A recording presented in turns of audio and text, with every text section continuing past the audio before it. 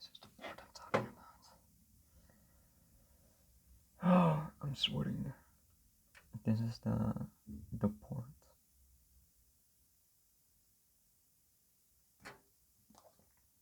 If I try to put it in, it just doesn't do anything.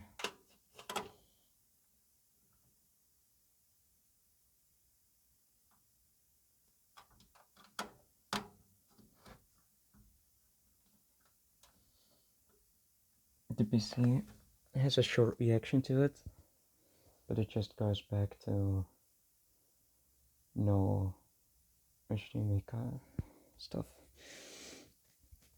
I turned it off just in case I might have gotten shocked, but of course I had my PC on when I actually tried it. I'm not an idiot. But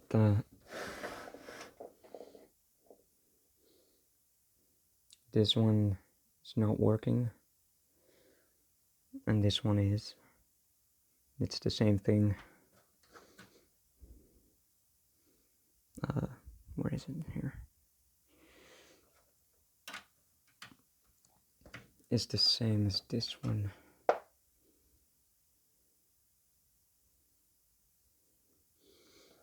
It's not working.